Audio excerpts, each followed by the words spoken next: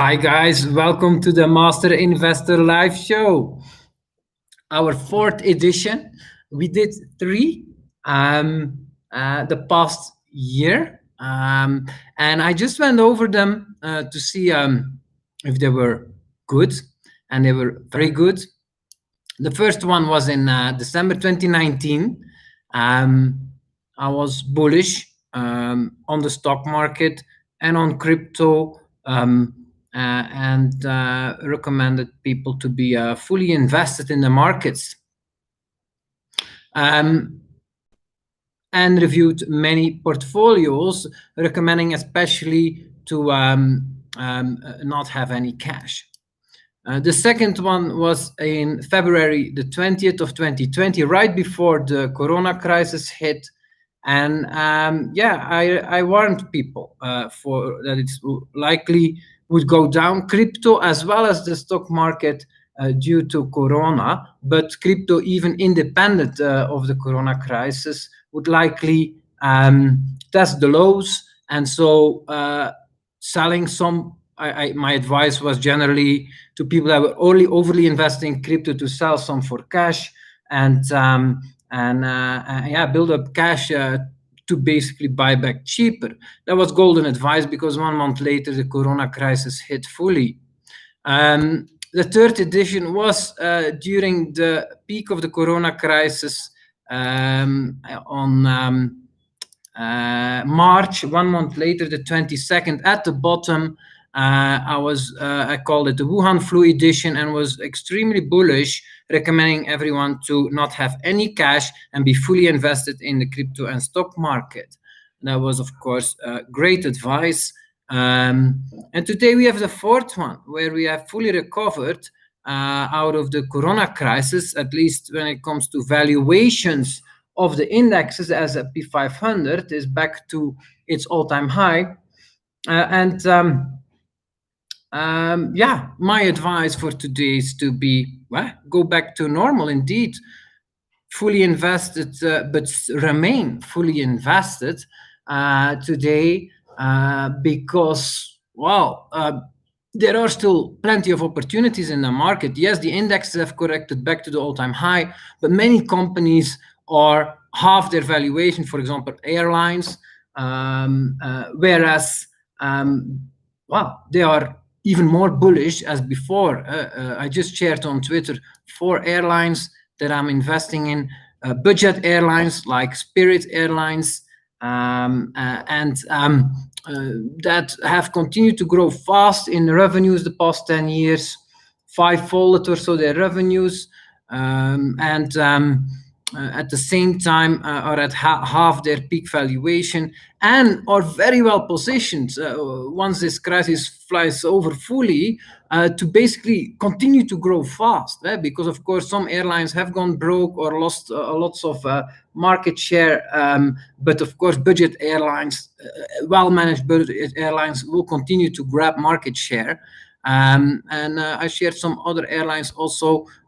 Spirit is a US one, but you also have Azul, which is a Brazilian one, and you have VLRS, which is the one in Mexico leading, and then you also have a NORF or NAS, a Norwegian airline in Norway. This one is not half the price, but it's 10 times cheaper at 200 million market cap. It has also a high chance to go broke still, this one, but if it doesn't, which I think is likely here, though, I mean it's a toss-up, but if it doesn't go broke, it will be a 10x multiplier. So I invest in these kind of companies today. I don't believe it's justified to have any cash, because there's still great opportunities. Oil tankers are still at their all-time low when I bought them. I don't know, 4 months ago, 5 months ago. They're still cheaper than that. P ratios of 4, very low. What else? And some great tech companies. I invest in Twitter, I invest in Baidu, have increased revenue. Their revenue is 6-fold or 10-fold the past 5 to 10 years, but their valuations are the same. I just started investing in Zillow, a company with very fast growth. because most of the growth has gone towards the leading tech companies like Amazon and Tesla and Google and Microsoft, and like the S&P 500 index or the Nasdaq index, like the biggest companies have profited the most from this recovery. And so I believe that that's not where the opportunity lays anymore. But you have to go down the ladder and look at what's next going to pump. Where will the capital flow from those very big companies that are absolutely fairly valued now to the smaller companies that have much more potential for growth. I forgot to mention Apple, of course, because that's how it goes. Money flows down, and the biggest one first pump first, but after that it's the next ladder. And I believe in tech there are still many opportunities also. So I see plenty of opportunities, and absolutely no justification to have any cash. But of course, my view on crypto is that yes, it's likely will correct. Even if stock market does well, I believe crypto is more likely to correct, just because the historical pattern is different in crypto than it is in stocks. And correlation of markets will start to go down again. During crisis, all markets are very correlated, but once you go past the crisis, markets become less correlated again. So that's my general opinion on the market. Now let's dive into the portfolios to give my feedback on what I believe is wise to do. Hi, Albert. Hi, Sonny. Nice to see you. Hi, Aaron Demir. And you can also share your portfolio in the chat if you want feedback on your portfolio. Let's see who shared them on Twitter.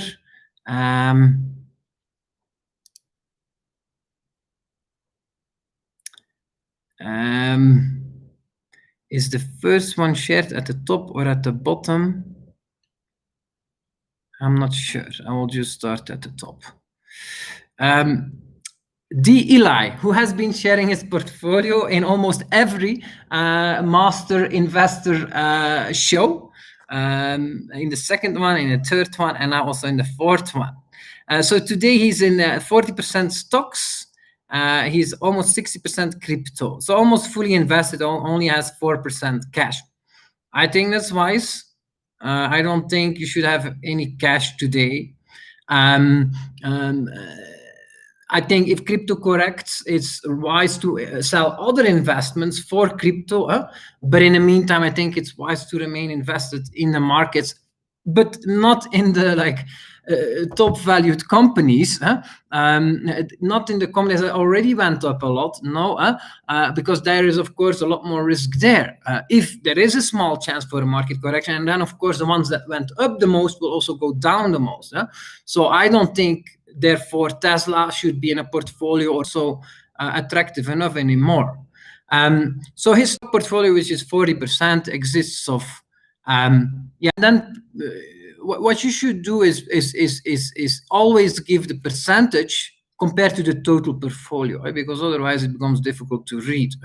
For example, he has like Roku, Spice, Square, Appy, Spot. But then he gives 28% Roku, 25% Spice, but he means from his 40% stock, his 28%, but that's confusing.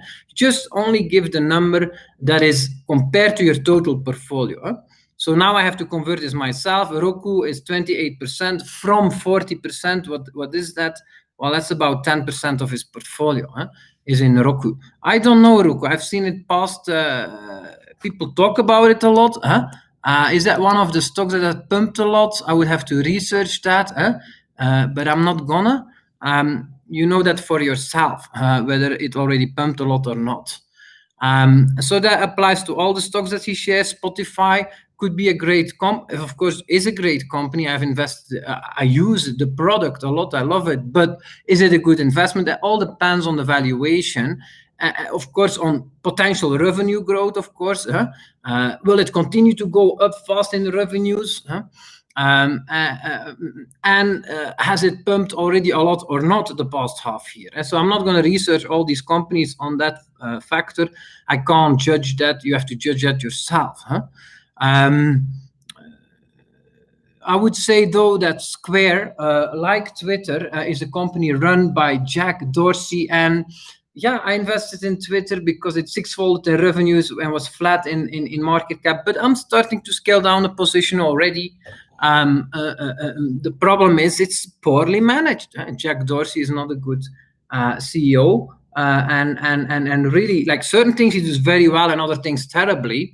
And so what he does very well is that Twitter is a great platform to use. I love to use it, but it's about, like, the amount of monetization they do on it is terrible.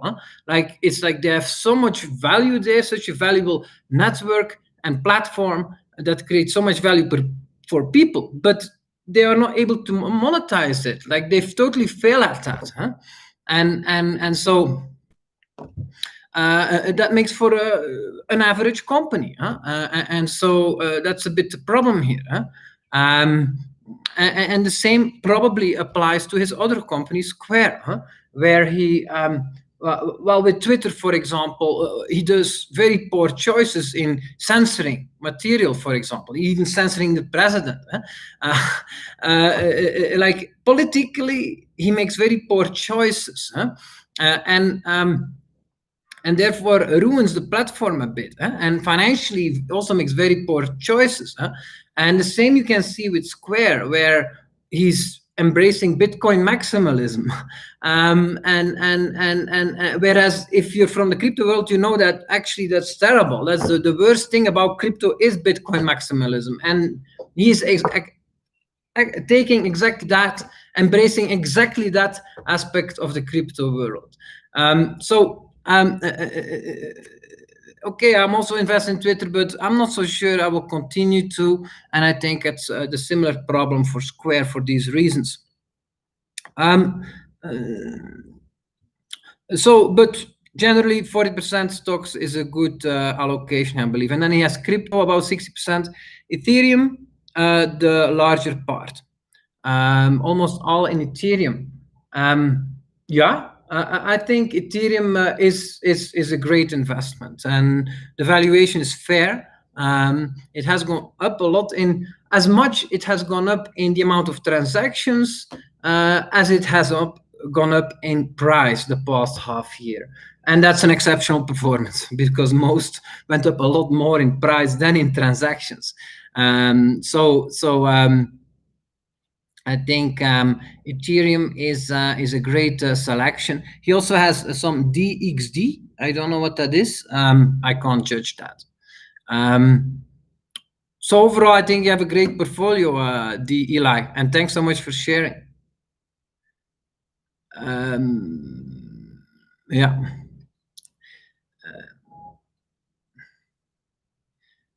He also mentions about the portfolio that he's investing in innovation. His companies are about streaming, content, music, and communication. He also invests in space and fintech, and of course, he's also invested in DeFi. And I really enjoyed his tweets also from Eli. He invested big in DeFi. I had lots of profits in it, but then he saw lots of them melting away in the recent DeFi collapse. So I believe that there are opportunities there right now, and it's really interesting to follow d.eli on Twitter to find those opportunities in DeFi.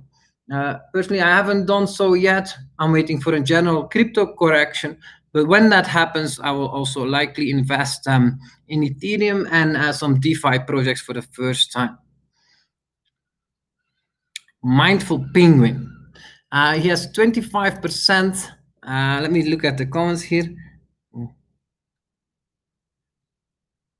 Yeah, Albert S shares in the comments that he is all in on gold miners because they are making a lot of money and have very low PE ratios. He says he doesn't see gold going down much, so it's a pretty safe sector. This is funny. Like, Albert S has been following my work for years, but he seems to follow my work a lot, Albert, but totally ignoring my recommendations and just doing whatever he thinks is best and good for you. But that way you don't get so much value from my work, because I have a very, very clear opinion on gold, and it's very bearish. And of course, gold miners are even more bearish than because currently, of course, thanks to elevated gold prices, they have also been elevated in valuations, and so I think you will make lots of losses, Albert, with your portfolio being all in gold miners. I really don't think that's wise.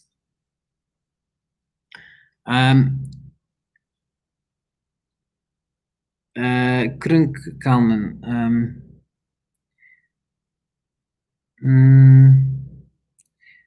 Ian Denier says that Ethereum has still not fixed the fee issues. It's true. It's expensive to transact on Ethereum, and but they are working on that. But it's slow. I agree. And it is a problem, and it is where, for example, Bitcoin Cash sets itself apart from Bitcoin Core and from Ethereum by continuing to offer very cheap transaction fees.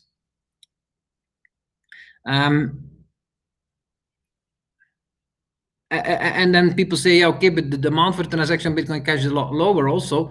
But even if Bitcoin Cash would double or triple the amount of transactions, as happens with Ethereum, the transaction fees will continue to be very low. It's true that Ethereum was not developed very wisely when it comes to scalability, and that, of course, they want to change a lot of things with the Ethereum 2 platform to make it more scalable, but it does take a lot of time, and that's not a positive sign. But okay, they are not afraid to tackle the big issues and really change the platform into from proof of work, for example, to proof of stake, which I think is a fair decision and has certainly advantages. But on the other hand, I think that what's really not recognized in the general market yet is that the value of a cryptocurrency, I made a tweet about it also, is that transactions are not reversible, for example. That has great value, that you can trust the transactions to be final when you send them. And in Ethereum, that has not been the case. Vitalik has at one point decided that, well, this transaction, even though it was valid, will become invalid now and will be annulled. It was a theft, and that's why he did that. But such power should not be available over the network, and that's why the value of a cryptocurrency comes from decentralization, that you don't have a powerful actor over it that can do such things. And for example, Bitcoin Cash offers that. That won't happen on Bitcoin Cash likely. The community does not support that. And Ethereum did lose a piece of the community at that moment to a fork that went to Ethereum Classic. I'm mentioning this because this is not often mentioned and forgotten, but it is important.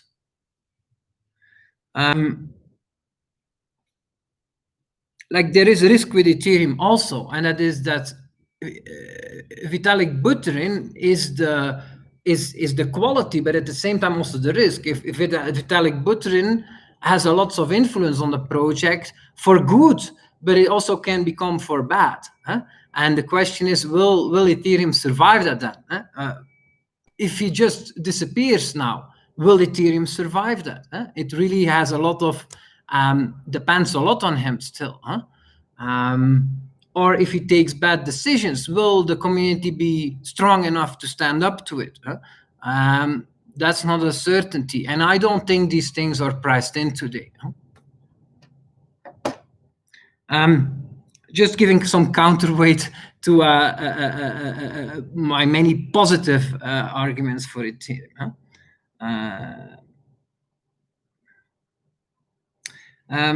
All right. Let me do another portfolio. Mindful Penguin, 25% Bitcoin Cash, 25% Litecoin, 25% Tezos, So that's 75% crypto. And then he has some oil tankers, 15%, and then he has some 10% other investments. Yeah, my biggest critique would be Litecoin. Like, you can't have an investment like this in your portfolio. It's a cryptocurrency that is not. There's nothing happening there. There's no development there. Like, and that's not a secret. That's admitted by the leadership, that there is no development whatsoever already for many years on Litecoin. So how can it become a successful project? Not. Also, the leader, the Chinese guy, Li, admitted to selling his whole stash at the top. So he's still leading that project today, but he sold all his coins. Like, how can you be still invested in that? That's an absolute crucial mistake. And then he says, Litecoin has underperformed. I want to sell it for Ethereum when the price recovers. That's the wrong thing to do. You have to dump an investment the moment the leadership starts to take actions that are bad, independent of price, because price is much harder to predict. Yeah, you can say, okay, we're in a bull market, there's not time to sell it yet. Yeah, but you can always flip it for another project that is led better, and you won't miss the bull market. But to remain invested in projects with weak fundamentals is not smart. And then once you recognize that, okay, I should not be invested, waiting for the price to recover is also not smart, because it may not. And then you keep on holding a heavier and heavier bag. So that would be my recommendation, to immediately sell this for another cryptocurrency that you prefer. Ethereum could be done, and accept your loss, because your loss is already there. It's not like you lock in you can say, I'm locking in my loss. Yes, you cannot get it back. That's true. But you already made the loss. That's very important to realize, because that allows you to sell also much easier. The loss is already made. People say you only lose when you sell. That's not true. You lost before you sold. You lost the moment it dropped in value. And indeed, Litecoin has continued to lose ranking and will continue to do so, because it's not being developed. There is nothing being built. And it's a very competitive industry. So it will continue to lose market share, likely. Yes, you can have a pump sooner or later. In even the biggest shitcoins that happens, you can wait for that, but there is also lots of risk attached to that. I wouldn't do it. I don't invest like that. But it's true that sometimes I should have. Like in the past, like NXT, for example, the moment it started to be managed poorly, I sold it all. And after that, it pumped a lot. Okay. But I invested in other crypto projects, and I didn't lose all my time and capital locked in it, and time and mental energy locked in it. As long as you're investing in something, and you can't focus then on other things with your capital and with your time, and that's the biggest loss. That's why I have zero Tesla today. Yeah, I sold at 1,500. It went to 2,500. Should have held longer. Now it's at 2,200 or so. Yeah, okay. But I've been free from Tesla already for a couple of months. My capital is out of it, and my mind also. I can unfollow all these Tesla pumpers, and I can start focusing on new opportunities.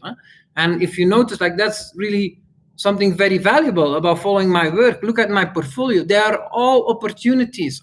Nothing is in that portfolio that has done a 10x and is still in it because I made nice profits in the past and it's still hanging around in my portfolio. No, I don't do that. All these investments in my portfolio are new and all have great potential. That's important.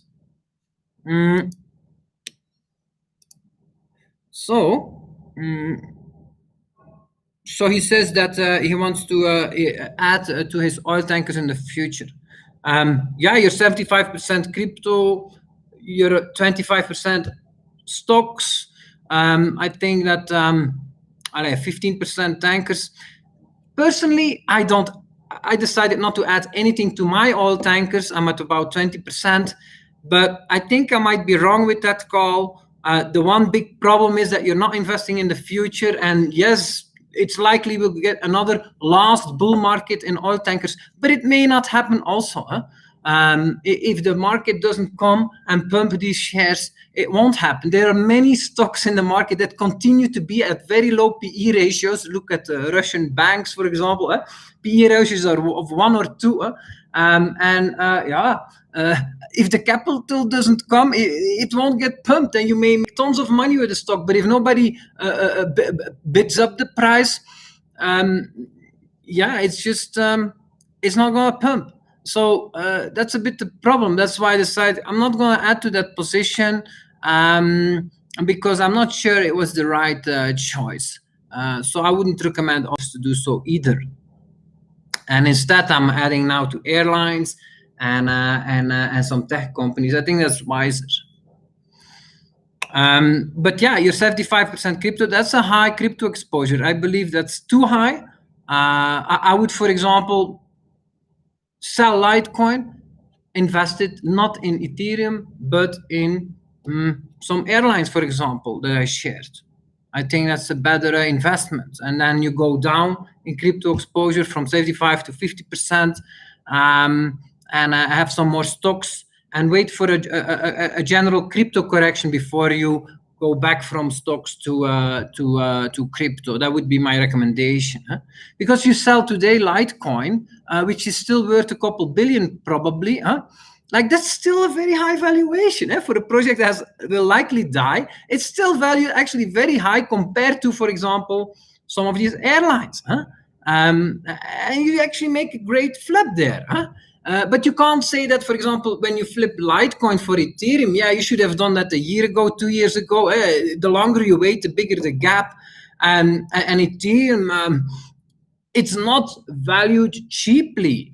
You can't really say that. In the world of cryptocurrency, for example.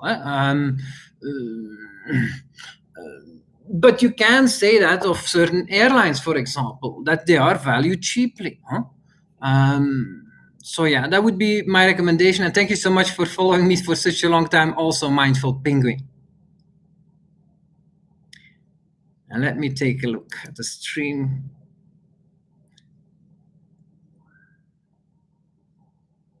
Hi, Birch. Thanks for all your support.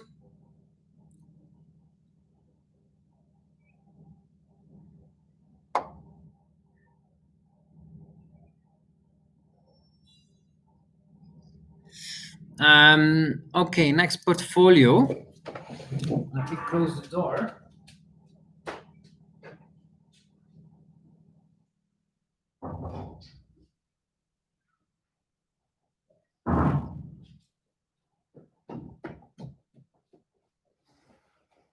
Crypto Heisenberg.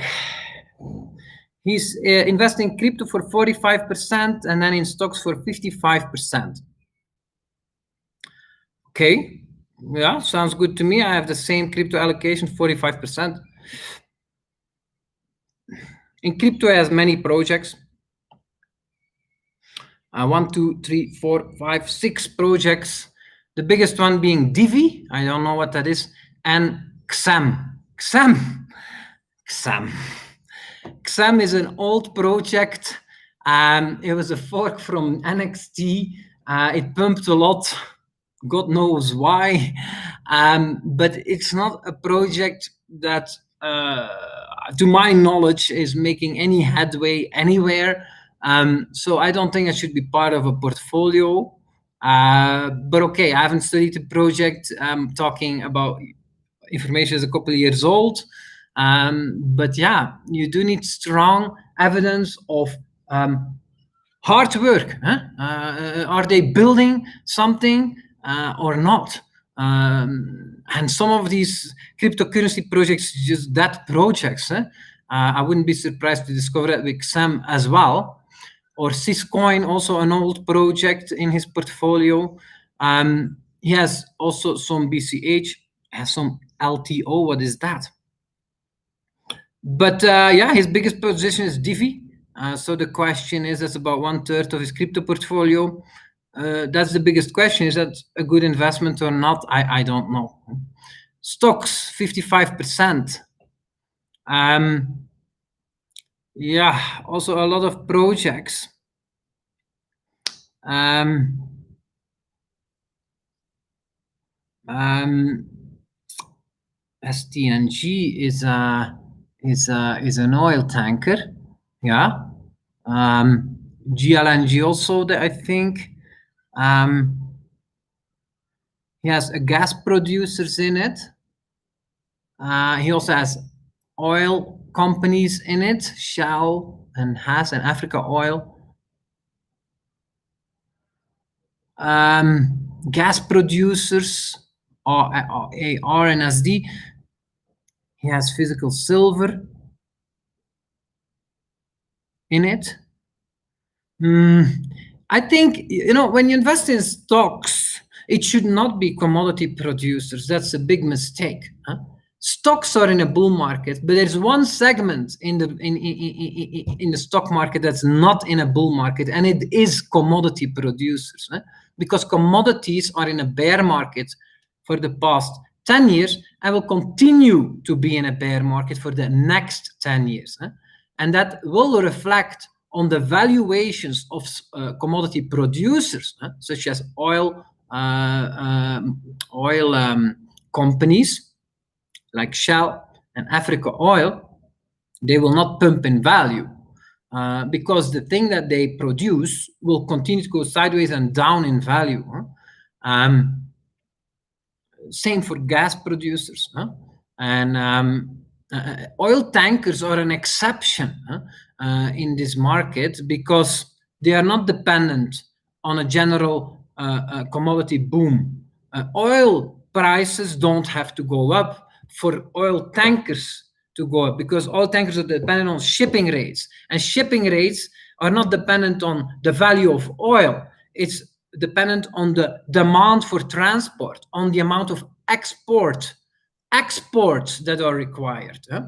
And the amount of exports that are required will likely go up even if oil prices go down. Because, for example, America from 2000 till 2010 started to produce a lot of oil again because oil price went up a lot. But then from 2010 till today, it has gone down a lot in oil production because oil price went down a lot. That means that America will start to import a lot more oil again. That means that exports are going up again. The demand for oil tankers will go up, and Saudi Arabia and Russia will export more oil again to the United States over the next 5 to 10 years. And so there is demand for oil tankers goes up, but that doesn't mean the oil prices go up. No, to the contrary. It's actually because oil prices continue to go down that exports go up, because only the most competitive producers are able to produce profitably, and those are just a few places in the world. Saudi Arabia, Russia, are able to produce profitably, but America not. That's why oil production is collapsing in America, and that's why companies like Shell and Africa Oil will not be great investments. Or gas producers is the same story. Yeah, and the same for a physical silver. You invested in oil and Oko. I don't know. Is that just physical silver? Bad idea. Is it physical silver producers? Also a bad idea, because physical silver, the price of silver will likely go down over the next 10 years, not up and not even sideways. So I think your stock portfolio is bad. With the exception of STNG, the oil tanker that's in it, and maybe GLNG. So maybe half is okay if they are oil tankers, but the other half not. And I would recommend to sell that for stocks that are in a bull market, and that's tech stocks and prosperity stocks, stocks that profit from the economy doing well, such as travel, is today a golden opportunity, because travel is in a terrible bear market due to the corona crisis, but actually travel will do very well. As commodity prices go down in price, the prices in the shops become cheaper for groceries, and people can afford more. because they spend less on food and on energy and on utilities. They can afford more. And what do people do when they can afford more? Well, they travel more, huh? And so they will fly more than they used to do before. And so, for example, airline stocks are in got a serious hit, but likely will do very well over the next 5 years. I would recommend to flip your stocks for that.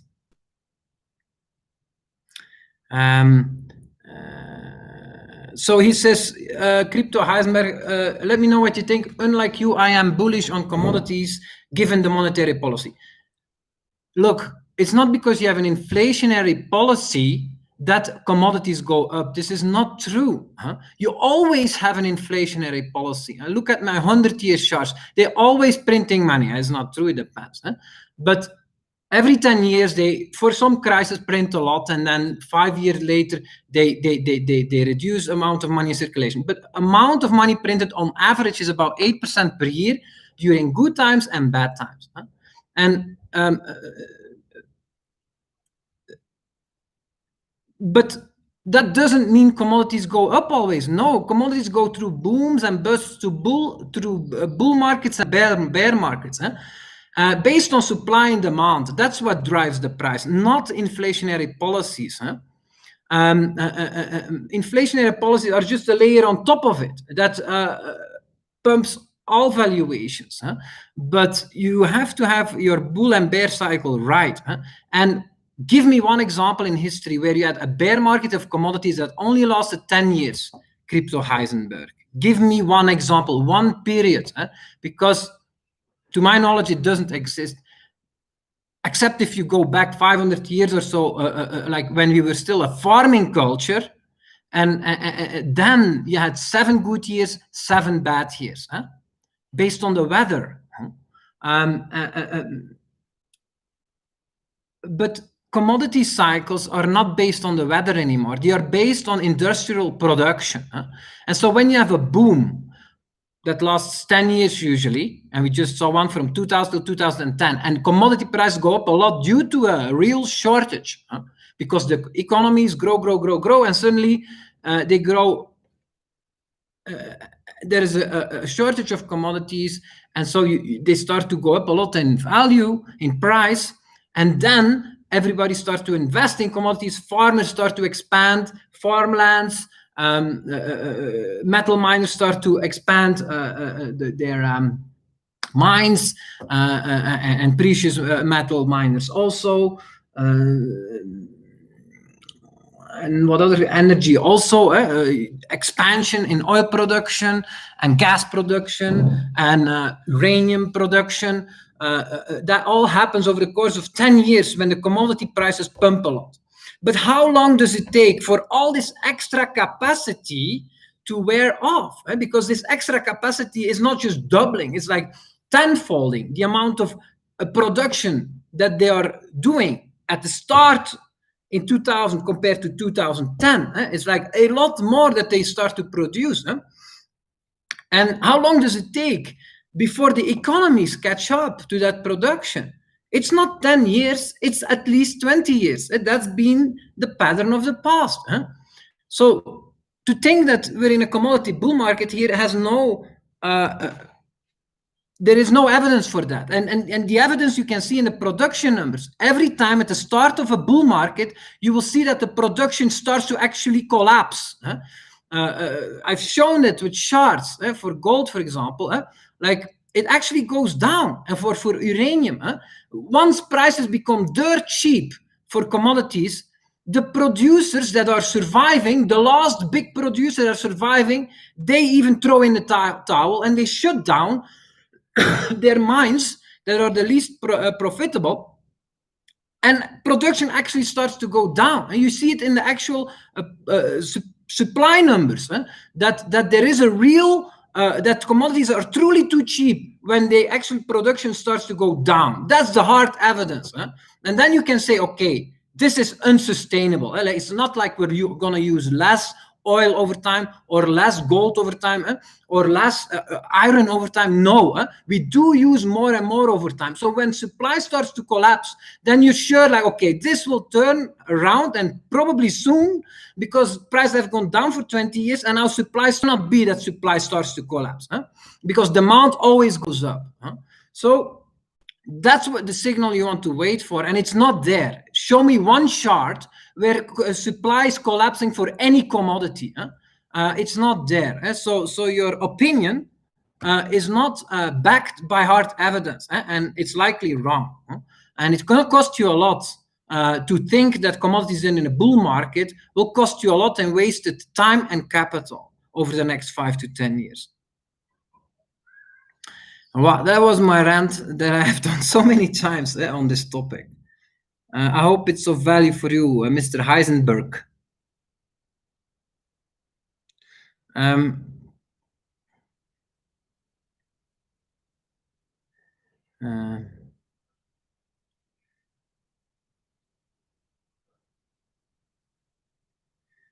El Professor says that you have to do your own research and don't follow people blindly. But I think your coin picks are not good. So that many people say that to me about, because I have a big Bitcoin cash position, and many people think that's a bad investment, and so they think my coin picks are bad. And actually, I dived into it myself. Because it's true, I did not make my money by choosing small coins and see them multiply a lot. I failed to do that, and I would hope that I do that better in the future. That's true. But my returns are higher than if I would just have invested in Bitcoin and hodled Bitcoin. In 2012, I invested 10% of my portfolio in Bitcoin. If I would just hold onto it, and it was $10, and to do it today is $10,000, so it 100-folded. Wait, 1,000-folded since I invest in Bitcoin. If I would just have hold on to it, my returns would be lower than the other investments I've made in the meantime. So, and that shows that I am a very good investor, even compared to the crypto industry. Because I stopped investing in Bitcoin already at the start of 2017, when Bitcoin was $3,000. I said no more for me, and I invested only in other coins. In the beginning, there were many others. Decred, I invested when it was very cheap. Actually, I did very well there because it did pump a lot versus Bitcoin. But invested in many other projects also in the cryptocurrency world. But mainly, I invested at the time then also in Byteball, GByte, that did very well. But also in Bitcoin Cash then. But indeed, it's true that Bitcoin Cash has done poorly price-wise since I invested in middle of 2017. It's the same price today as it was then. Whereas Bitcoin Core, for example, has done a 3x since then. But then still, my performance is higher than if I would just have invested in Bitcoin, because I buy and sell also at highs and buy back at lows. And so thanks to that, I outperformed even Bitcoin. That's where my strength lays. But I agree, my strength is not in picking small coins and riding them up. And I hope I can become better in that in the future. But to say that I have done poor selections is, you could say that's true for Bitcoin Cash, because it has done worse in price than, for example, Bitcoin Core or Ethereum. But let's see what the future holds, because I believe that when you judge an investor, you shouldn't be judging them on being wrong for some time about an investment. That's always will happen, that you're too early in an investment, and instead of going up, it goes down or sideways.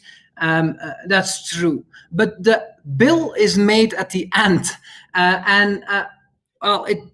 The bill is always made. It's your track record. And if you judge an investor, you should judge his track record. That means compound annual growth rate per year on average. And since when? That's what counts. And if that's very good, then that means that's a very good investor. If there are some investments in his portfolio that have not performed well, and he has continued to build that position a lot, well, then the jury is still out, because it can still become a real winner. And I believe that's the case with Bitcoin Cash. I've continued to build my position. It's a much bigger position than when I start investing in it. And I still believe, and I've done so because the fundamentals have continued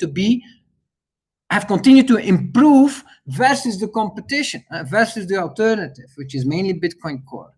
And so, I believe the jury is still out on that call for me, and my general track record should speak much more than Bitcoin Cash and say performing poorly. I don't think that should represent, that says very much about my talents as an investor, because that can totally turn around. And then if Bitcoin Cash would pump a lot, then everybody will say, oh, Mark was right. Okay, Mark was right. But what value does that have if you haven't followed it? You have zero value from it. You haven't made any money on it when Mark turns out to be right. So yeah, it's very important to judge someone correctly, because then you can decide whether to follow the recommendations or not. And only if you follow them, you'll be able to make money off it.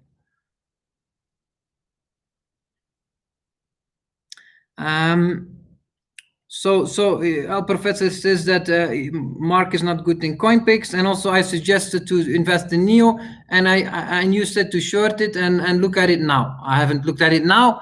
It's true that I shortly recommended to short NEO, but I reversed that, I canceled that, and I said no, that's not wise to short NEO. I was wrong there. I also thought about shorting Tesla, shorting Workhorse, shorting Nikola. I talked about all these things, but I reversed it. I said, no, actually, shorting stocks is not wise. Even if a seriously overvalued stocks in the EV industry, it's not wise to short them because it's too risky. So I reversed that. So when people reverse certain trades without losing money on them, they should also be annulled. And they are not calls anymore. They have been annulled.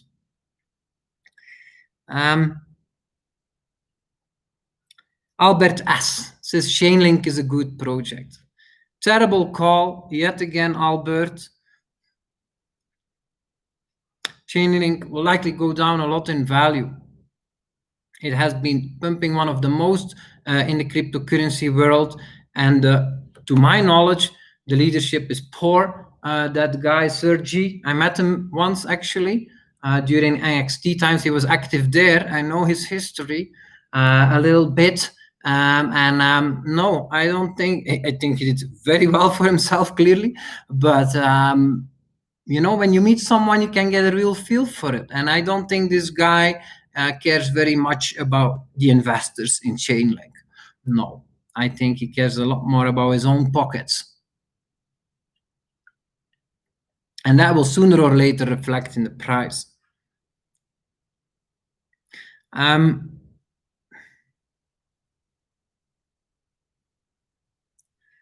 All right.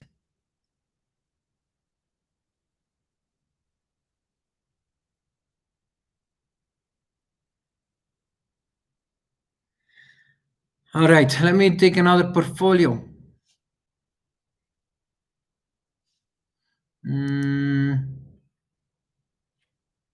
Isabel Marie, one of the few ladies that follow my work, and great critique sometimes. I love it, and I love so much your support, Isabel. Thank you so much. 65% she's in tech stocks. Yes, I noticed that, and I mentioned at the beginning of this show that I don't think those are good investments. Amazon, Apple, Facebook, Microsoft, Google, Uber, Twitter. No, well, yeah, Twitter I have myself, exceptional. But most of these projects have pumped a lot. I don't think, and 65% exposure you have to that. No, the opportunity there is mostly gone, in my opinion. I don't think they will outperform the S&P 500, for example. No, they will underperform the S&P 500 because they've been greatly outperforming the S&P 500, these stocks, and have been pulling the S&P 500 up. But many of those stocks in the S&P 500 have gone up a lot less. And so in the beginning of a bull market, the leaders go up the most, but later the money will flow down, and others will start to pump more, and the capital disperses.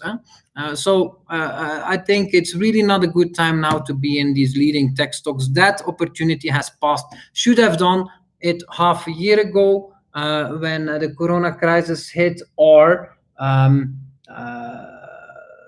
the years before. They've done very well the past 5 years, 10 years. But that's the first stage of the bull market. Now we're going into the second stage of the bull market. And they are clearly hype signals. They are clearly flashy red flags here that way too many people are invested in these stocks. Way too many retail investors are all in euphoria about these stocks. 65% tech stocks, 20% Bitcoin Cash, and 10% Ethereum, and 5% cash. So yeah, 30% cryptocurrency allocation, majority Bitcoin Cash. Well, what can I say? Same portfolio as I have there. So I think that's a good call. A little bit of cash is fine. But yeah, I think, unfortunately, she says, Isabel, I bought the tech stocks way too late. I was interested in buying them in 2012 and 2014. Indeed, that was the right time when everyone was bearish on those stocks, indeed. But as I was lacking technical skills, investing experience, and enhanced confidence, did not listen to my instincts. One of my biggest regrets. Yes, I also still sometimes ignore my instincts, and it does cost me a lot in missed opportunity. And that's a big lesson to learn that we all have to go through, to trust your instincts. But I also believe verify them with rational arguments. But if you can back them up also with rational arguments, then you should go with your gut. And so, okay, you missed to do that. But then I think it's a big mistake to be big invested in them today, because the opportunity has passed already. So instead of 65% tech stocks, I would really recommend to do more research in the market, check my portfolio, other people that you like to follow, and look for new opportunities that where you can get that same feeling again, like, actually, this is a great investment. I believe in this. This is gonna win. But it needs to hit the different kind of flags of, like, okay, not so many investors talk about it.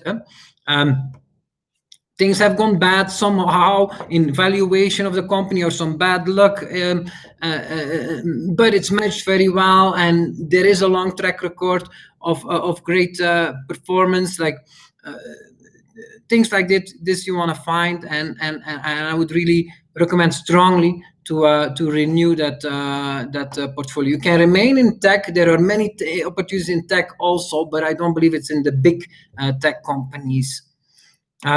Maybe check out the portfolio of the other guy here, that D. Eli. Also, he has like 40% stocks, a lot of tech stocks. Maybe you can look at him there, his stocks, and maybe they will inspire you more. Thanks for sharing, Isabel. Weebelai. He is in 40% Ethereum, 25% Bitcoin Cash. So that's a total of 65% crypto. Then he has 15% uni, so that is 80% crypto. And then he has 10% oil tankers. He says, I know it's too much crypto, but I'm a hodler. Okay, hodler. Every time I change something short term, it ends up being a mistake. I will hodl this until the end of 2020. Okay, like, good for you. That's indeed, like, I do believe it's probable we get crypto corrections, but in the big scheme, crypto is 350 billion. We go to 2 to 3 trillion. That's a 10x from here. You have projects like Ethereum, Bitcoin Cash, Uni. They will likely do on average 10x. And if you just hodl, you'll have your 10x by the end of 2022, indeed. And that's, or 2023, I would say more. But that's 3 years. No, 2 years. 1, 2, maximum 3 years. 3 years waiting to do a 10x on 80% of your portfolio is a good deal, but you just have to hodl. And that's easier said than done, of course, because when crypto corrects a lot, then you cannot sell anything if that would happen. But he's clearly aware of that, and so that's good for him. Weebelai also says that considering buying Nordic Airlines stock, yes, like Norwegian Airlines or SAS, but I need to dig deeper. He asked my opinion on that. Yeah. Yes, great idea. It's what I'm buying also right now. Norwegian Airlines shuttle. I have for 1% of my portfolio. I already shared at the start of this show these other airlines, and on my Twitter also today. Check it out. Good idea, I think, to invest in that also. Yeah. Let me take a look at the comments here.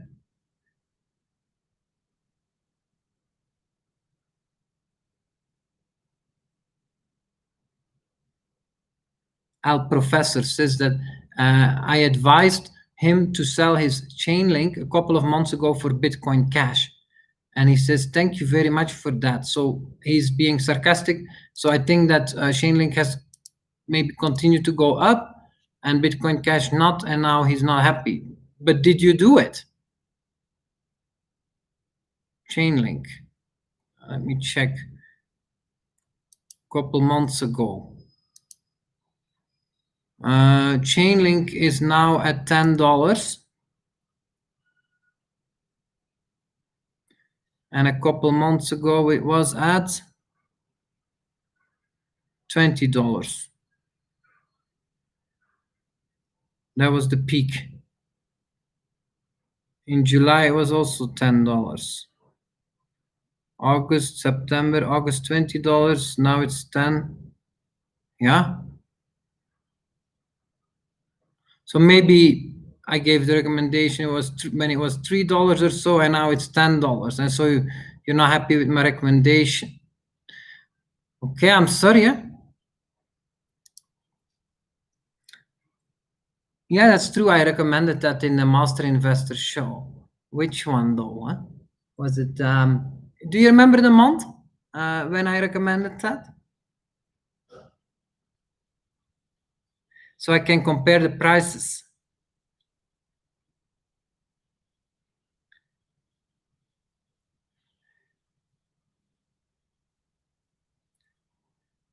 As a value investor, yeah, I mean, if something is in a bubble, which is the case with ChainLink,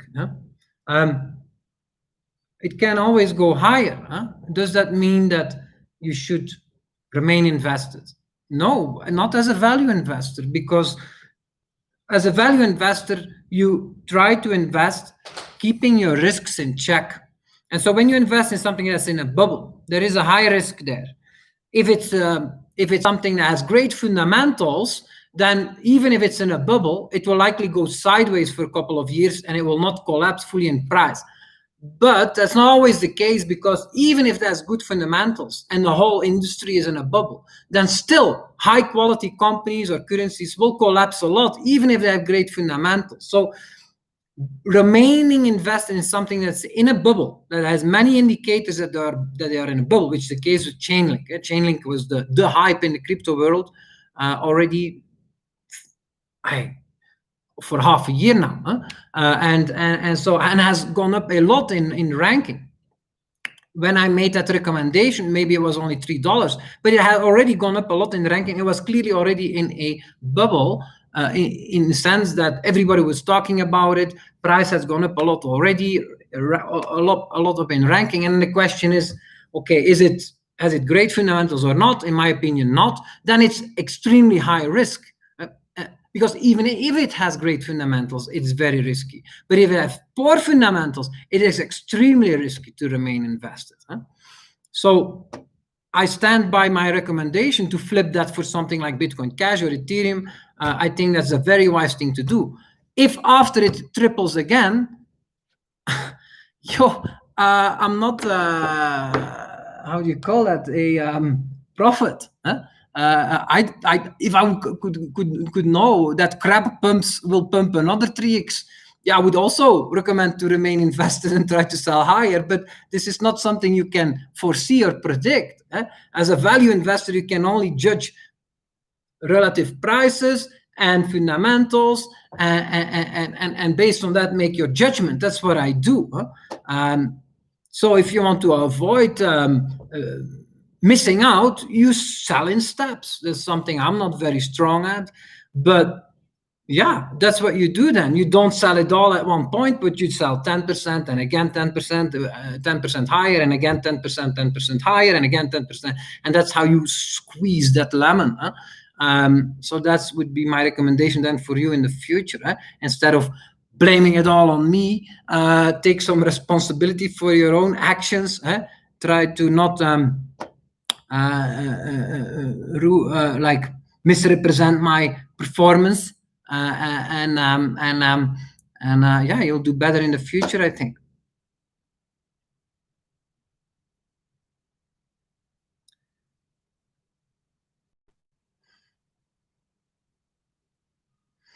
Yes, Life Mania asks, what do you think of DeFi? It's risky, but it's huge potential. Do you think it will lead the next bull market, as ICOs did back in 2017? Yes, that's what I learned myself from this DeFi bubble, is that, yeah, it's a new theme, and it makes sense to me. The ICO bubble was new coins being created, but I think indeed that we go more into a consolidation in the cryptocurrency world. We have 5,000 coins, but it's way too much. What you will see likely is that the bigger coins start to consolidate and eat up the smaller coins. And the way that goes in practice is that coins are created on top of bigger coins, instead of being independent networks. And that's what DeFi is. Coins built on top of Ethereum. And we will likely see that more also in other coins, maybe Bitcoin Core, though that's very difficult to build something on top, but Bitcoin Cash also has DeFi projects starting on top of it. I invested in AnyHedge, for example, that will soon come online. And that's really the future of crypto, is finance, finance, decentralized finance, financial applications where you can do financial things in a different way than in the traditional banking system, and in a cheaper way and in a much more practical way. That's the future of cryptocurrency, and that's what Bitcoin Cash needs to focus on, and what's happening on top of Ethereum, and that's great. So yeah, I think that's a great shift, and I will like to see a lot of more of that. And what we saw was just the first bubble, and it's a really good time to invest in it right now. Now that it has the first bubble deflated, this is not the end of it. There will be a lot more of that likely. Great question.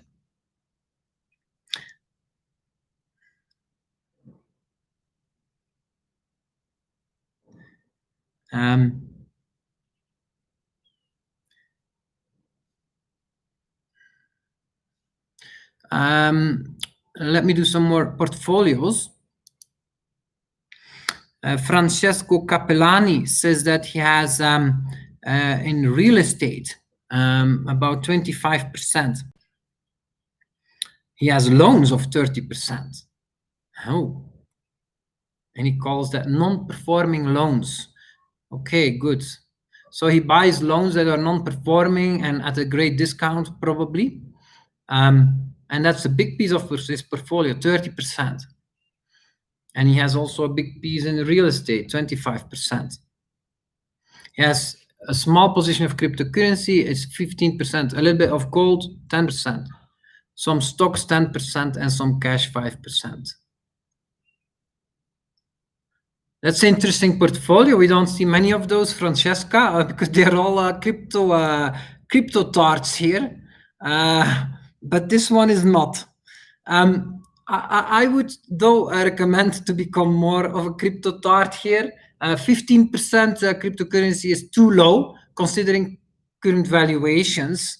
I think I recommend 30% cryptocurrency exposure. but you have some nice things to sell there, like gold. I don't believe gold is a good investment at current valuations. All-time highs we are for gold, thanks to the fear of the corona crisis, but that will fade away and gold will likely again deflate in price. So I would sell that gold, which is about 10% of your portfolio, and invest in cryptocurrency.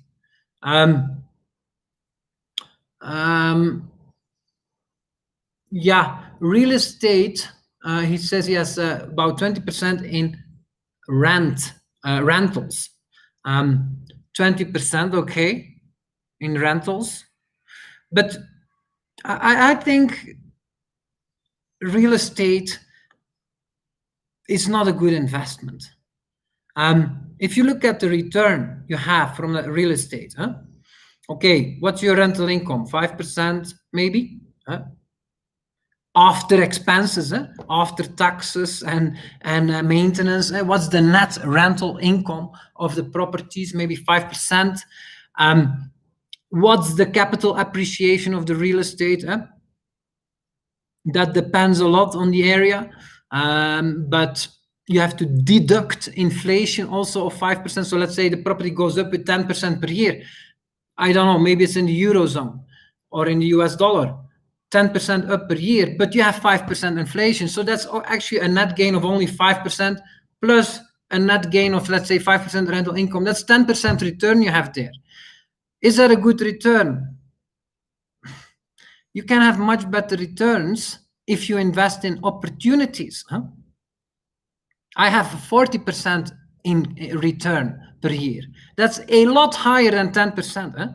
And I would never achieve that if I would invest in real estate. So I think that it's smart if you have some problematic properties to sell them and get rid of it, and don't replace it with other properties, but invest in bigger opportunities where you can have a much higher return than 10% per year. And I shared some of them. I look at my portfolio, I have plenty of opportunities. In cryptocurrency, you have plenty of opportunities. In the stock market today, you have plenty of opportunities of investment that likely have a much higher return than 10% per year. So that would be my long-term recommendation for your real estate. And then you also have 30% in non-performing loans. I really don't know that industry. I can't judge that. So there I can't speak out to. I would just look at like what has been your track record there? How much have you made with this kind of investment over the years? Compound annual growth rate. So you have to do that calculation correct. How much capital you've put in? What's the value of it? So what have your true returns been? And judge based on that whether this is something worthwhile to continue to do or not. Yeah. I think this is a very interesting portfolio, Francesco Cappellini. Thank you so much for sharing, and I hope it was helpful. You also mentioned that you have 6% cash plus 5% emergency living. So that's about 10% cash. I would also recommend to get that out of that portfolio. We don't need cash in the portfolio. You can always sell some investments that have done well to raise some cash to live from. But you don't need 5 or 10% cash in a portfolio, especially not in a diversified portfolio like you have, because cash is a bad investment. Basically giving your money to politicians that print more of it every day and live the good life is not wise. It has a drain on your performance. You should invest all your money in good investments. And cash is not a good investment, it's a bad investment. That's difficult to be disciplined in that. Something I struggle with myself, to not not make investments in cash, but have different other kind of good investments. And of course you need money to live from, but that's a small amount that you get from selling some investment that you wanted to sell some investment of anyway. That's how you do that, but that should be much smaller than 10%. Maybe that's 1% or so.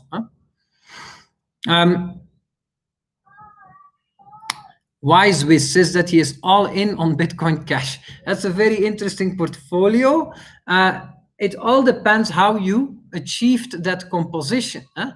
if you let's say invested in Bitcoin Cash in 2017 when it started trading at $300, and you went all in then and you're still all in today, then I don't think we would see a smiley there next to this message, huh? Because that's 3 years of no performance, even making a loss. So I'm suspecting that you did this quite recently, that you went all in on Bitcoin Cash. But since you have a smiley next to it, I believe that it was at relatively interesting prices. Maybe it was around $100 at the end of 2018 when Bitcoin Cash went from a peak of $4,000, dropped all the way down to $100. Maybe you bought it then, and that's why you're smiling. Or maybe you bought it in the recent Corona collapse when it went down to $150, and now it's at $250. But it depends on that. But if you bought it at current valuations, I don't think it's a rational approach. It can become very profitable to go all in on a project. It also depends a lot on your age and your capital. Do you have a big portfolio? If you only had $10,000 to invest, yeah, you can go all in on a project you believe strongly. Because you're young, you can easily replace that money. But of course, if you are an old guy like me and have a big portfolio, then going all in on a project is not very wise and may turn you from a rich man into a pauper, and that's not worth the risk. But in your case, maybe you're a pauper and the only chance for you is to become a rich man, and then of course that's worth it to take that chance. I believe it's a good bet to take if you're young and you don't have a big portfolio. I think it's a great thing to do, especially because when you go all in on a certain project, and that could be anything, but you can fully dedicate yourself to that project, and you can do a lot more than just being fully invested. You can actually become active in the project because you don't have an investment problem anymore, because it's all invested anyway in this project. So you're very motivated to create value for that project, and so you can actually make money in the project also by starting projects in it. And that's a very good approach for a young person, because your portfolio is so small anyway. You really have to make an income also. And I've seen many people become very rich with that approach in the cryptocurrency world. That starts from very little, like $5,000 to $10,000 or euros, and become millionaires in one cycle, in one bubble, in a couple of years, in only 3 years' time, become millionaire by also at the same time making money in these projects, stashing that all in that one coin, and then that coin does 100x, and you're in. You made it. So I wish you good luck with that, and I think it's a great project to choose to try this strategy on.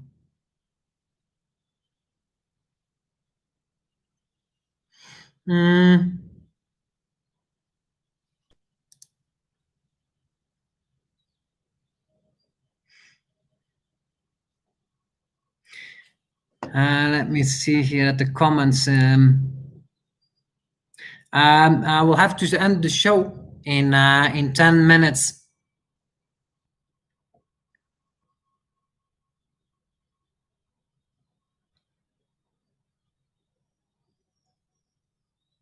Hi, Harvey Williams. Nice to see you.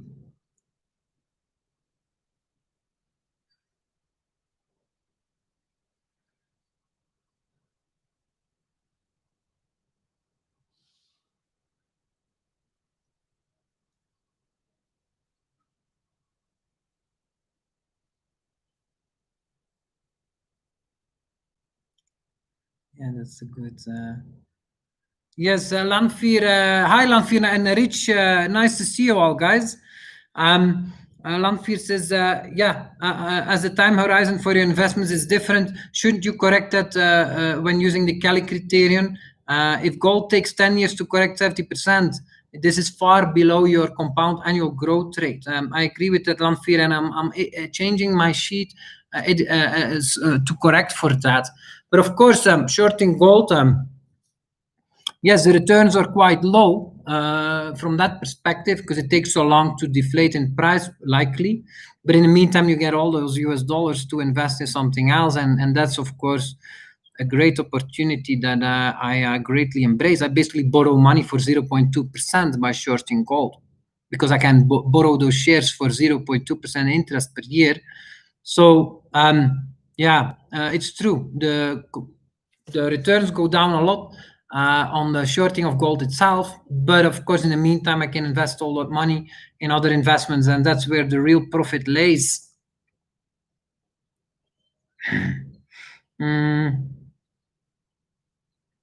My time horizon reach for these Corona stocks is, I think the wise thing to do there is, like I've recommended but not followed, is when you get a great opportunity somewhere, the wise thing to do is to hodl and borrow against it. But I never end up doing that. But it's true for any great opportunity that comes by. I saw one in Tesla a year ago at $200. Yeah, okay. The wise thing to do is to buy that. What's the time horizon? You believe it's gonna do a 10x, but should you sell it then? Actually, no, you should keep it, because if it is a great opportunity, it has great fundamentals, it won't even collapse in price very much. It will just go sideways. And if you just borrow money against it in the meantime, well, the sideways is still slowly up. And so you end up making even more by never selling it, just borrowing against it, invest in other investments. And then, of course, borrowing against it in such a way means this is the first investment you sell. Like with your broker, you can go on margin loans, but you can specify which stocks should be sold first. And for example, in my case, that should have been then Tesla. Tesla should be liquidated first. So if Tesla would indeed collapse in price, then I get trouble with my margin loan, then indeed I'm forcibly liquidating Tesla and paying back that margin loan that way. I think that's a wise approach. And the same for Corona stocks today. These airlines or cruise lines are at historic lows. Great buys, but for what duration? Well, it will take a couple of years for them to recover probably. But after that, they will likely continue to go up for another 5 to 10 years. The next peak in the stock market is only expected in 10 to 20 years. In the meantime, some of these companies will become much more valuable. The wise thing to do is to actually not sell them. You got a great entry that is like a once-in-a-lifetime opportunity. You take that and you hodl, and you borrow against it to invest in other things, and you set them then, once they are fairly valued and overvalued, those are the stocks that you sell in case that the market corrects and you would get trouble with your margin loan. Those are the stocks you sell, of course, as a first to cover your margin loan. But that's the wise approach, because markets go up a lot more than you expect, and that's why this strategy is a wise.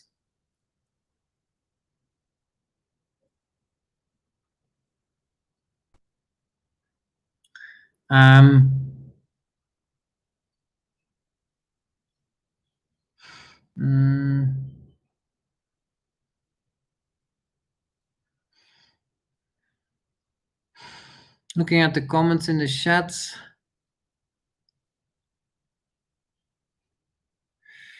Okay.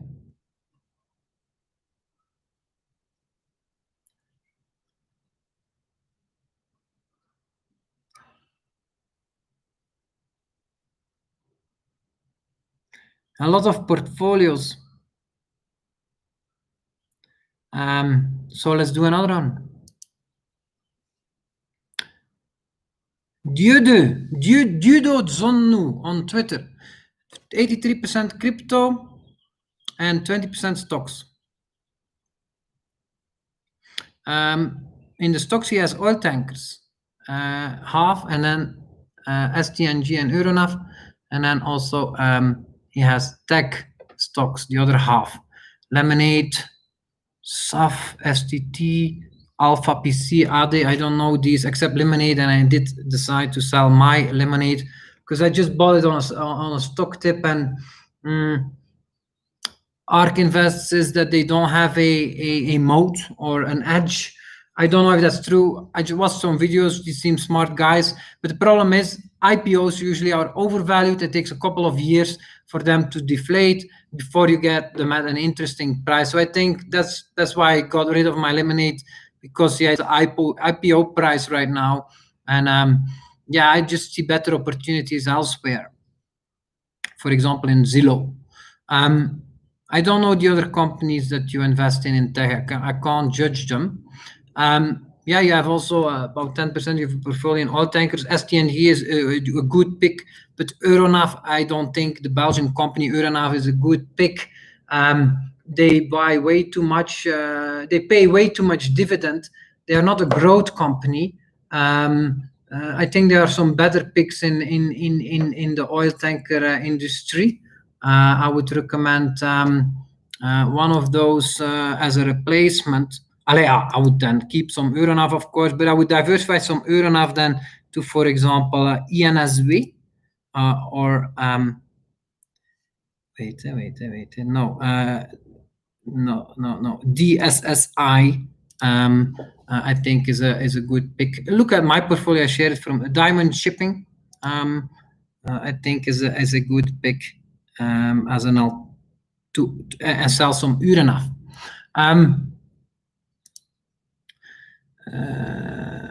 But I have a 10 or so of these oil tankers. So his crypto portfolio is 80%. So that's actually the question here. Is that a good composition? It's a very high exposure. So he has about half in Ethereum and Bitcoin Cash, and then he has Ethereum biggest position and some Bitcoin Cash, some Tezos, DOT, always smaller and smaller positions. And also in the DeFi space, and very diversified crypto portfolio. Can't say anything negative about that. I don't know these projects .uos, so I can't judge them. But I think it's nice to see you have no cash, you're fully invested in the market. But my recommendation would be to crypto is pretty high at 80% though, but okay. It also depends how you got to that composition. Is that sitting, or you're already sitting on profits there or not? Jan van Damme, also been following my work. Nice to see. Crypto is 40%, gold miners 20%, 20% cash.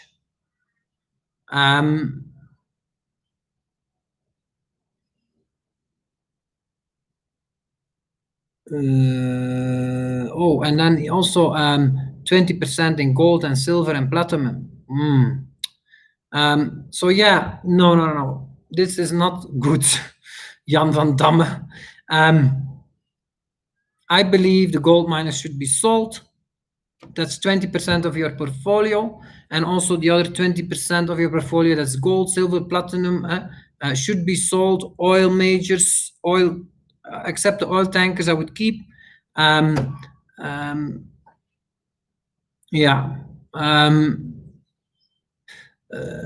Actually, that's about 30% of your portfolio. Commodity miners or gold miners and commodities themselves or precious metals themselves should be sold, I believe.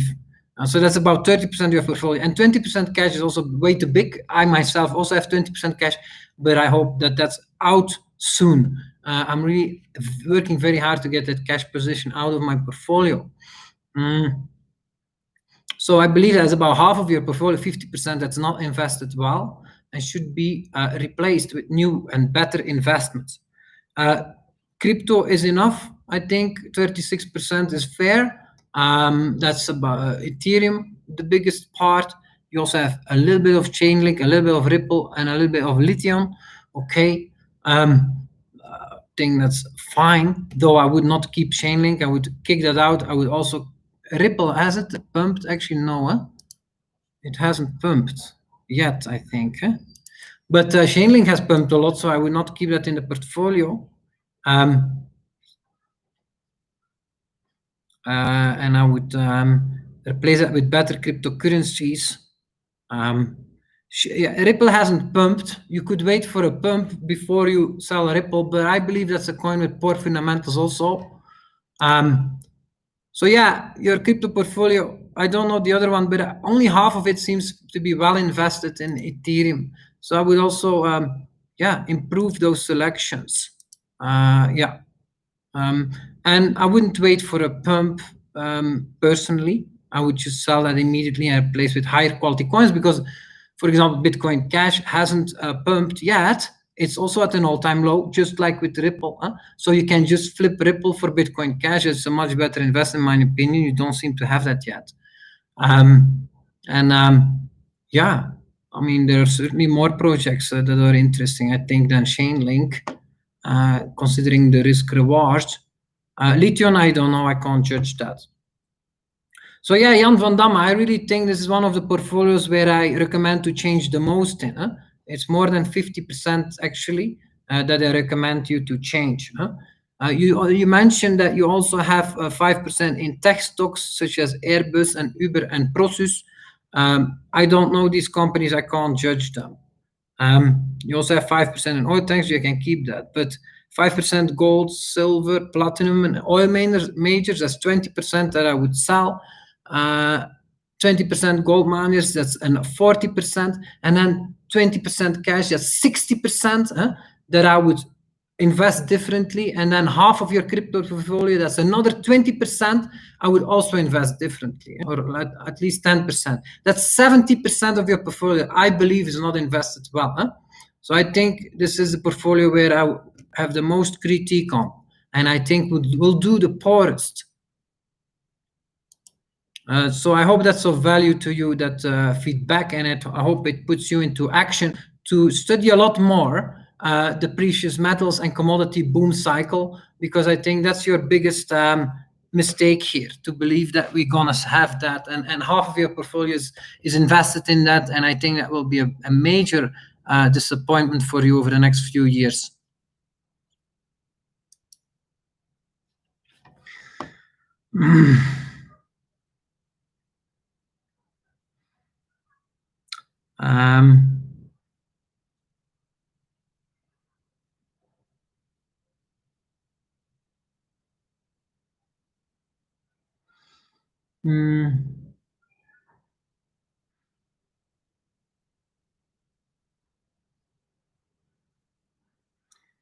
Harvey Williams says that Zillow looks like a real gem. Yeah, I agree. I'm also liking that very much.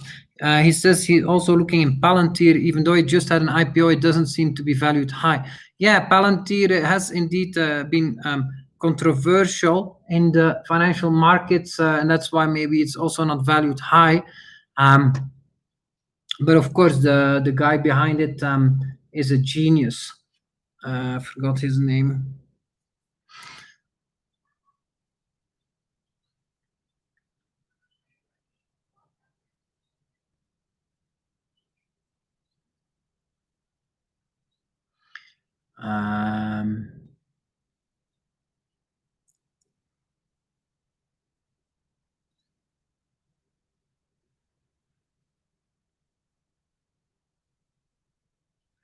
Rich asks, so you are already exposed to NAS, Norwegian airline, and the column on the right of your spreadsheet is what you will bring your exposure up to. That's correct. My portfolio is on the left. You have the what's in it, and then you have like target prices. If it drops so much,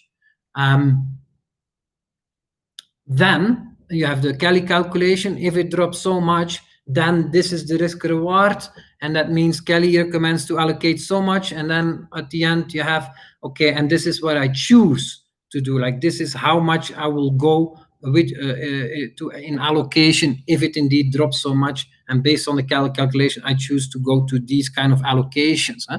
That's how my portfolio works indeed.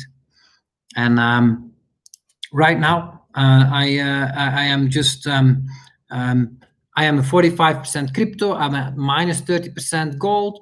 I'm at 20% tankers. I'm at 20% Corona stocks right now, and I'm at 20% tech stocks. So I've been investing a lot because the 20% Corona stocks and 20% tech stocks are all new the past month. That's 40% of my portfolio is totally new over the past month, and the Corona stocks are airlines and cruise lines and some resorts. And the tech stocks are Baidu, Twitter, and Zillow. And my plan is And the short gold has also expanded a lot over the past month. I started at -1%, -5%, I'm at -30%. And actually, if you watch on Twitter my portfolio sheet, you see that, or my previous video, my target is to continue to short gold up to 36%, so add another 5% short there. And that's all cash that's coming in my portfolio that I invest in, not tankers. I'm just going to keep that 20% tankers is fine. I'm not going to add to that position, but my 20% Corona, I still have 20% cash right now. Huh? So my first goal is here to get rid of that by raising Corona from 20 to 30%. Huh? More airlines, more cruise lines, more resorts, more travel companies, and raise my tech from 20 to 30% also. Possibly investing more in Zillow and more in ARKG. So those are my plans, and I hope to execute that quickly. And if the market's off that correct, I have 0% cash, that's fine. I hope crypto corrects a lot then, and I will sell some of these stocks at a loss for crypto, and that's fine. I really hope that I can go from a minority crypto exposure to a majority crypto exposure. And that's my biggest hope. But that's hope, and there's a high probability for it to happen, I believe. But it may also not happen, and that's what I'm thinking about the most. If it doesn't happen, I don't want to be sitting in cash on the sidelines. I want to take advantage of all the opportunities that are there today, and there are still plenty, and I want to have 0% cash, because that's my biggest headache. Like things that are not performing. When you run a company, that's your biggest concern. Resources that are laying idle is such a waste. And that's not how you get a high-performing company. That's the first thing you should clean up, and that's what I'm busy with the most. I went to all the portfolios that were shared on Twitter. Thank you so much, guys, for doing that. Let me see if I missed any. Here, Tongue Ghost, 50% Ethereum, 50% XMR is Monero, and 0% Bitcoin Cash. Good for you. I think actually Monero is one of the few coins that has great fundamentals next to Bitcoin Cash and next to Ethereum. Monero is a privacy coin. I don't like the community. I don't like their bully behavior and the way that they chose the side of Bitcoin Core with no scaling debate. And they've been acting like Bitcoin maximalists and supporting them a lot, and lots of bully behavior in the cryptocurrency community. But Monero, as technically, is a great project, and the way it's financed is same as Bitcoin Cash. It's voluntary based business model, so they don't take a piece of the inflation to finance developers. No. It's all voluntary financed, and they do very well. And I think their transactions, I haven't checked. You can't check that because it's privacy coin. If the amount of transactions go up, no. But it's just a solid project, and I believe they do well, and it's a fair investment. And I think the community is probably also a little bit healthier these days now that leader there, what's his name, Fluffy Pony, has taken a more of a back seat. I think that's certainly for the better of that project. So of course, a very high exposure to crypto all in, but having it over half Ethereum and half Monero, I think is nice. Would recommend to take some Bitcoin Cash also. But other than that, nice portfolio. But yeah, you heard my recommendations. I do believe it's wise actually to not be 100% crypto now, and just take some other opportunities in the stock market. There are plenty, and I think that will pay off. I think that there is a good chance that crypto will correct while the stock market will not over the next half year. And we will see valuations not of 350 billion, but 250, maybe even 200 billion for crypto, while in the meantime, stocks just continue to go up slowly. And so if you diversify some crypto into stocks today, I think that you have a good chance to be able to sell that stocks for some small profits, or even get out even, or maybe at a small loss, but reinvest them in crypto cheaper. Yeah. And if it doesn't work out, which is there is also a small chance it doesn't work out and crypto does not correct, well, it's not a disaster, because the investments you made in the stock market are very different from crypto, and they are great investments also. Okay, they won't go up as much, but they are great investments that will, I mean, it depends on the size of your portfolio, of course, but if you have a big portfolio, that will give you peace of mind to have different kind of investments also that you can hold for many years, that you can hodl, and that add to your financial prosperity and stability. I hope that was of value to you, Tom Ghost.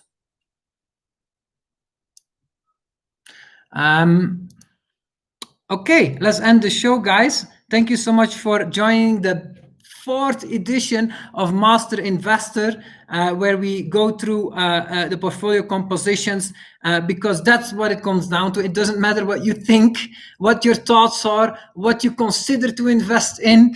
It only matters what you actually hold in your portfolio. That will decide your returns. And so that's what it comes down to. And that's the hardest to actually also change. Indeed, it was Peter Thiel, the visionary behind Palantir. And I hope that you guys also take the right actions, and that it all pays off in the future. Thanks for joining. I wish you all a great day.